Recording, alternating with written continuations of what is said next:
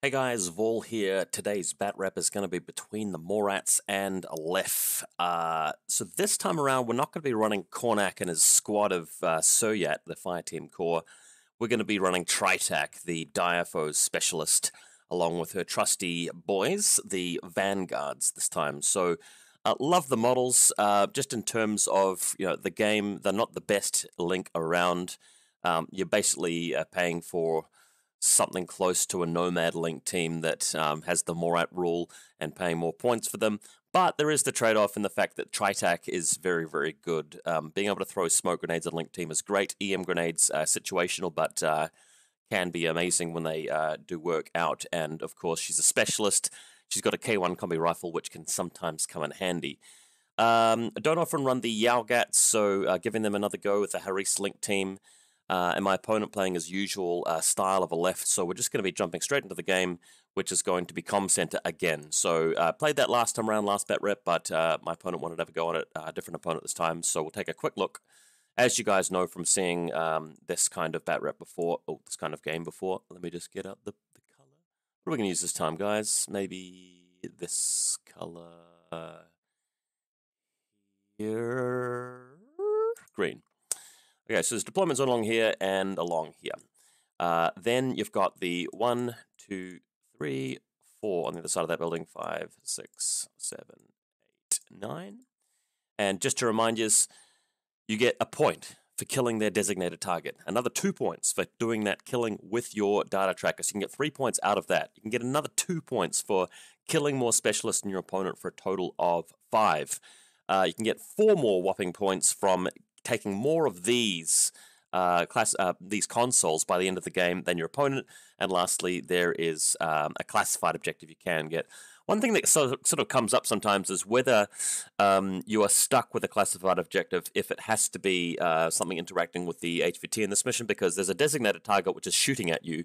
So it's kind of hard to go over there and like press it, with a doctor that's trying to doctor it or kidnap it, for example. So as a house rule, we usually just play that you just redraw the classifieds until you get one that doesn't interact with the HVT, but you guys may do things differently. Anyway, I have lost the lieutenant role. My opponent's decided to pick tableside and deploy second, so I'll be taking first turn. Reason for this is that this is a mission where it is possible to win going first. In fact, I actually kind of like going first because it's one of these missions where you can actually preemptively capture a lot of objectives, and you can quite easily cover a lot of them with, your last turn setting up a lot of ARO pieces. That's actually a lot easier to do than a mission like Safe Area or Frontline. And there's an exclusion zone as well, so your opponent can't just, have a TO camo specialist jump out and take the middle few objectives. They have to move over to it. So that's why going first turn isn't actually that bad, and that's why this mission isn't really that much of a second turn win mission. There are some people that I hear sort of going, oh, okay, it's end of game scoring, therefore it's just going to be second turn win. I think people who say that are sort of just react to, dare I say it, me being right about missions like Safe Area and Frontline. Not to blow my own horn here, guys. I know it sounds like that, but Safe Area and Frontline definitely are like second turn win missions, because as the player going second, you don't have to do very much to actually take the points back at the end. Whereas with Comm Center, you actually do have to sort of actually go over to the buttons and press them, and it might be several of them that you have to retake. So going first isn't actually that bad, because you can set up a very, very difficult, situation to crack, and we'll learn about that a bit more in this bat rep. Okay, so Yalgats, there's the just the Haris guy with the Panzerfaust, the multi-sniper guy, and just underneath the building here there's a Panzerfaust lieutenant Yalgat as well. Dacheradze, specialist back here. I like taking the Dacheradze because he's got an impetuous around here, a throw smoke for them to use, and that's basically without spinning orders, so that's why he's a really good addition to this lineup. Flash pulse spot behind the building, and Treitak's Link team is towards the center of the table, which we'll see in the next photo. So there's a bit of a better look at where the Yalgats actually are. The lieutenant is prone behind this group of boxes. So Treitak and friends are here. Now, I've decided to put the HMG on the top of the building just because he needs to be there. He can always climb down later. Potentially I can move the missile launcher out here to cover some more arrows there, and the HMG can walk up to attack, but I'm having to deploy first, so I'm not really going to be sure where my opponent is, so some relocating may be needed. Got the hacker back here. This guy's a forward observer. I'm using the K1 sniper rifle guy to represent him. The K1 sniper rifle is terrible. You'd never want to take that gun. Treitak over here, prone, and a doctor just in case the HMG guard goes down. I can revive him. I do have experimental drug as my classified. Very easy classified to get. Elsewhere, this is the right-hand flank. We've got the, what's this little dude here? The Icadron. And the Krakot Renegade further upfield with his forward deployment. He has the submachine gun and he rolls up the super jump metachemistry, which is great. And of course, you can see the HVT on the side of the table as well. My opponent, what has he got? So this is his Krakot. He's in fact taking 2 Krakots. I recently convinced him to start adding Krakots to his vanilla Aleph list because they're so good in Aleph. So Krakot with submachine gun rolls up, total immunity dogged on the building here, and the other one gets the super jump with the body shotgun. Unfortunately, it would have been better if this guy got it rather than the guy further afield. He's standing next to the designated target there, so that's the HVT I'm going to be going for. Flash pulse bot back. Actually, no, this might be a sensor bot. Couldn't quite remember. You got the Myrmidon officer here, combi rifle chain of command as usual. There's a Danavas hacker you might see on top of this building up here with a Sophotex helper bot nearby to help her out if she needs it. So further to the middle, you can sort of see where his other Datratzer is, next to his HVT. He does have a Asura with Spitfire, with another helper bot here. So there's actually 2 helper bots attached to the Sophotex. And inside this building in the lower level is actually a Diva sensor as well. On the right-hand side, there was also a, this guy here is a flash pulse bot.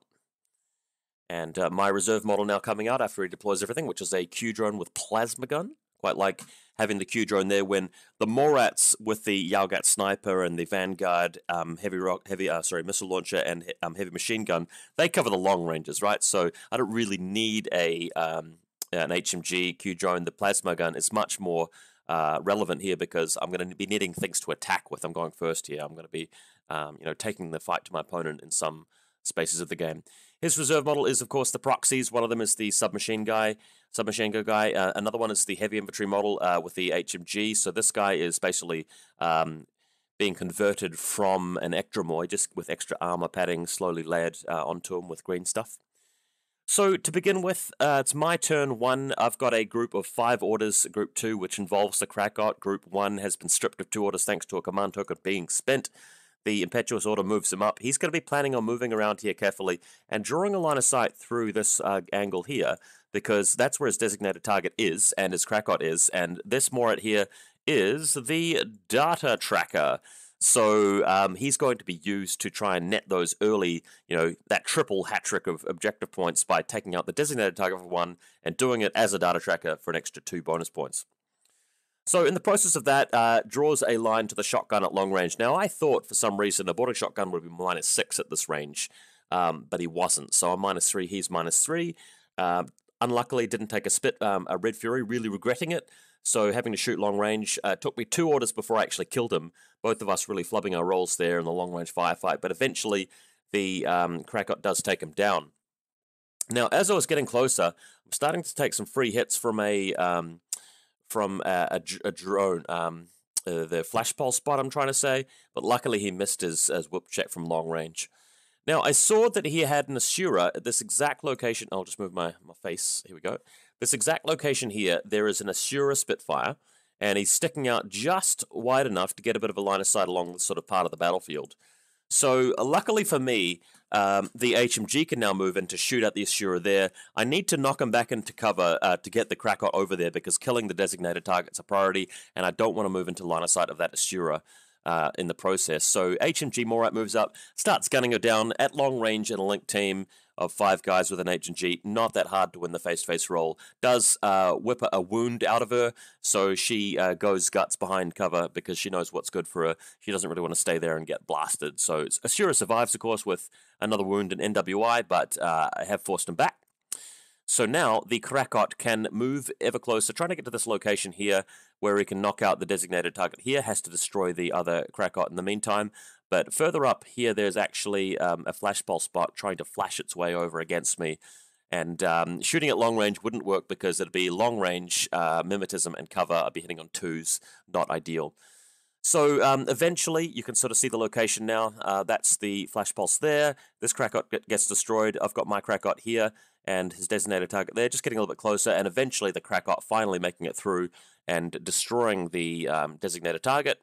And although he does get stunned eventually by the flash pulse bot, he's got another order to come back through into the middle of the table behind cover.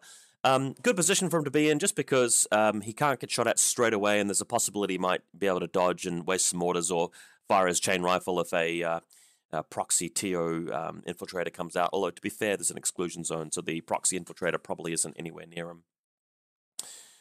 Group 1 has a few different orders left. I've spent some of them moving up with the HMG to attack the Asura, but I do have some left.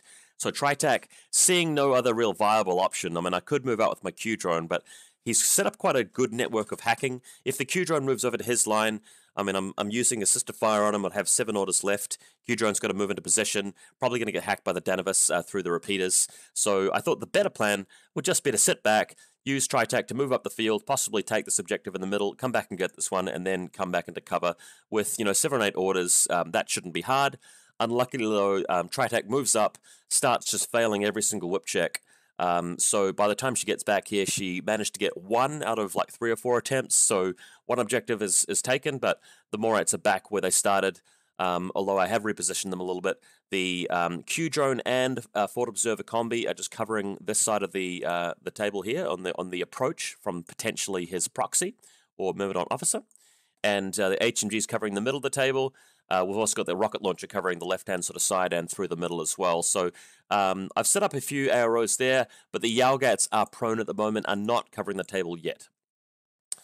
Okay, so his Morat thinks about moving out. He's got a Krakot right here, but he's positioned himself awkwardly. If he uses Impetuous to just fully jump around here, that's not really going to get past the wall correctly, and he might even come at a line of sight of my Q-drone, so he decides not to use the Impetuous. Elsewhere, we've got the Myrmidon officer moving forward. This is sort of where the Krakot was, just above this building here. So the Myrmidon moving around here just to get into position to throw smoke and block off my link team in Q-drone from that particular flank. So moves through. You can sort of see the spot he's trying to smoke out now. Oh, here's me clicking the wrong button, so we don't want to create a new video. Putting smoke down there successfully. That's going to block the line from the Q-drone, which is like potentially through that angle there. And it's going to allow him to move through with his data tracker, which is the proxy, to attack my designated target. So that is his plan for this turn. So here he comes. You can see the data tracker moving through, just moving into the smoke cloud, poking out and whacking the target. And after doing that, the corpse of the designated target was there. The proxy moves around through to this position here, and the Myrmidon is going to be moving through to this position here, just around my extreme right-hand flank here, getting into position to potentially attack my back lines or go in for the objectives and start pressing some buttons on his side of the table. Okay, the Myrmidon officer does decide that the Krakot is facing the wrong direction in the distance. This is my Krakot, and shoots him in the back with the last order. But at long range, she only gets, I think, 1 hit through, and the Krakot does miraculously pass his armor save. So I end the turn with the Krakot alive, which was quite nice. Okay, so seeing that he's put a proxy like right there, and I've got an Icadron right there, the Icadron's going to move around here, and this is part of a coordinated order just so I can get some other troops in position like the Q-drone, moving the Doctor over to the corner because he might decide to climb down and go after these objectives later on, slithering his way over there. Now, this is a bit of a mistake because really I should have just moved the Icadron out, not part of the coordinated order. It means that his burst 2 for his 2 flamers drops down to burst 1. My opponent goes for the, actually decides not to take the dodge, which I thought was quite crazy. Shoots at me with his SMG here and hits the Icadron. I fail the armor save, and the flamer hits him, but it's only 1 save from the flame because he's coordinating, not using both flamers at once. My opponent fails the first roll but passes the second, so we are left with a surviving SMG guy, but 1 wound stripped away. So realizing that these two could be a real problem, they could be a problem because the Myrmidon could move around the flank at his next turn. He's got a lot of orders to use, could throw down smoke grenades, start ending up in close combat with my link team. I really don't want that, so I have to come up with a plan to sort of kill him. Now, I don't really have a lot going on here, so I decided to spend most of Group 1's orders moving out, and I figured in the process of doing this, surely I can probably start pressing some buttons with Treitak Anyat on the way. My list, I've got to admit, guys, my list is not really great for this mission because my specialists are mostly in my link team, and they're a defensive link team. Moving them around the table, pressing buttons, is not always practical. It does work out for me this game, but really, it's probably better off taking like a standalone specialist that can go around and do things that's not your doctor. So not the most wonderful list. But anyway, the HMG having to move down the building, that takes an entire order. Everybody else moving around this direction, and we'll see why in a moment.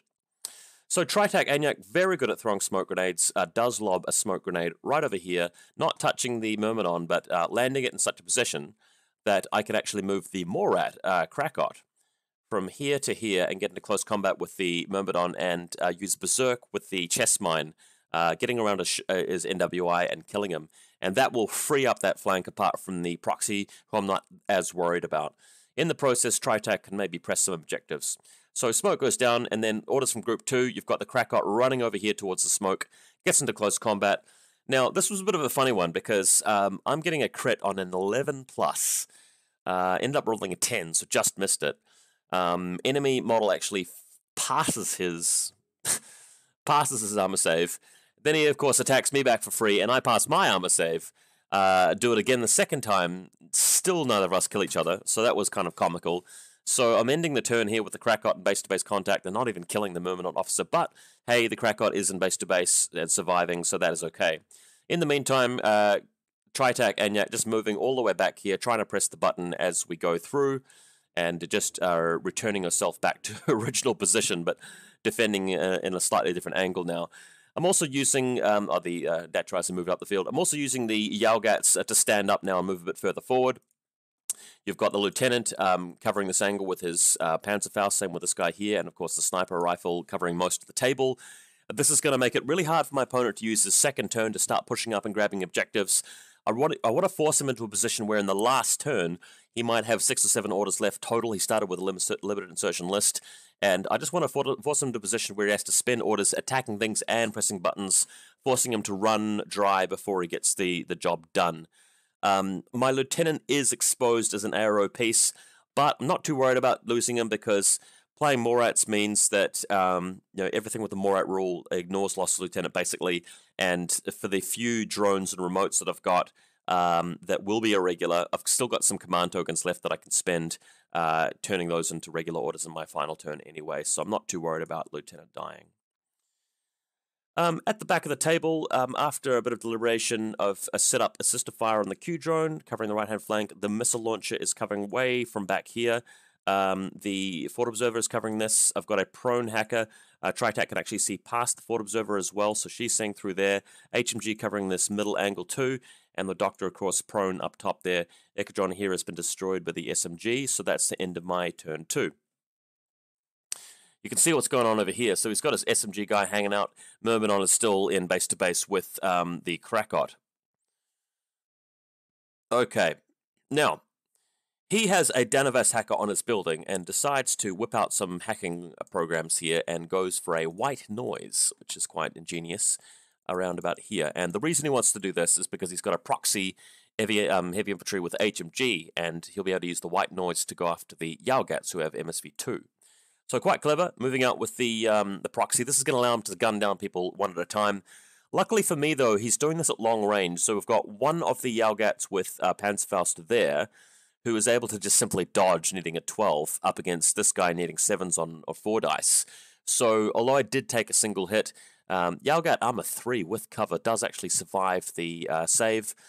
Passes a religious check to go back into cover, and I do manage to conserve one of the Morats. Unfortunately, though, as these guys start to get shot up by the proxy, the sniper rifle does take a hit and does indeed go down.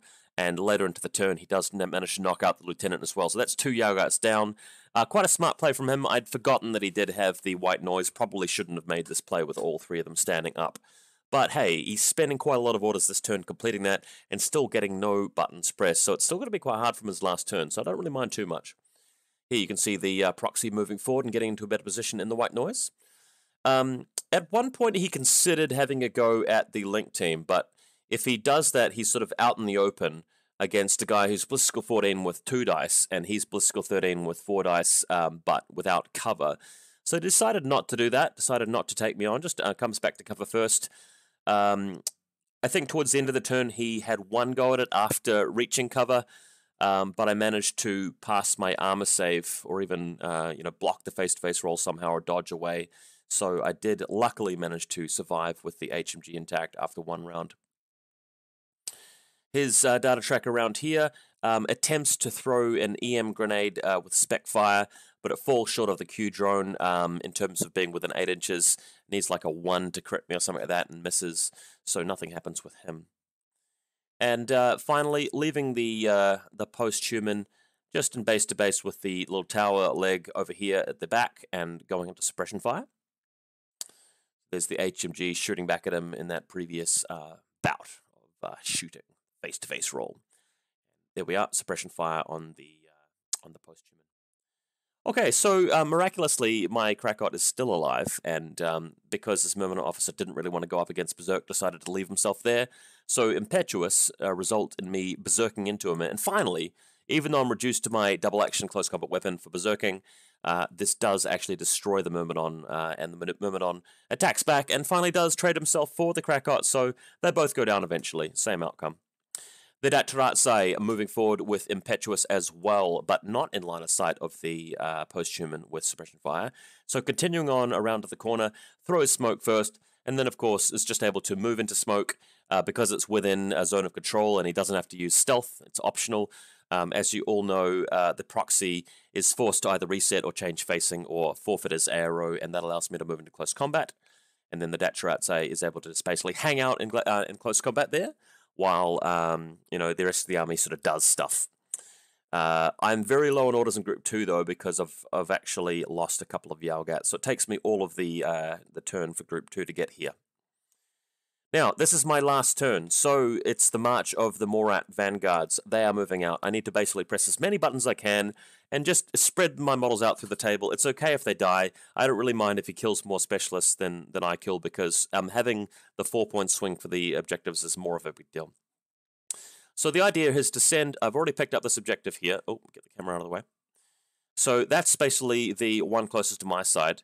I'm sending the hacker here over towards this objective, whereas Treitak Anyat is moving over to here and then later over to here. So fanning them out, trying to get 4 of them all in a big row, and that's going to result in me having captured 5 by the end of it. I did take 1 on the right-hand flank as well. So as they move out, although I failed a lot of whip checks earlier in the game, starting to pass some, hacker moving up, grabbing that one, Treitak moving up, grabbing the one in the corner here, over to the left, and then Treitak moving back forwards over to the other objective at the back, and they're just setting up shop, setting up position with everybody. Doesn't matter if they have cover, doesn't really matter if the link team goes down first. It's just going to be annoying for my opponent having to get through all of the stuff. The Yalgat with Panzerfaust and Combi Rifle does stand back up. By the way, this is a turn with Loss of Lieutenant as well, so I don't have everything to use, but I can spend a couple of command tokens to convert my R-Drone and Icodron from irregular to regular to complete this. So ending the turn with 5 objectives. If my opponent can take 3 of them and swing them back, he will win. If he can't do that, then he will lose. So finally setting up here, and you can sort of see all 4 of them marked out. If you guys can't see on the video, 1, 2, 3, 4, all basically captured by the Morats, and the Dataratsai still in combat with his post-human, of course. Okay, so his Krakot now is going to be using Impetuous to head towards my Krakot, my Dataratsai, but doesn't really get anywhere because he's on the building. He does have a guy here with an SMG, but if he comes too far around here, he's actually going to run into line of sight of the missile launcher on the link team now that it's positioned itself in the middle of the table, so that's really going to be a no-go. Over here, we've got a very blurry forward of the close combat. The post-human has taken a single wound, but hasn't really died yet. Taken a single wound because he did have to go through 1 round of combat against this guy. So the Asura now moves out and shoots directly into combat with the Dataratsai and blasts him. This is going to put some hits on the post-human and some hits on the Dataratsai, but the post-human does live, Dataratsai does not live. So Dataratsai down.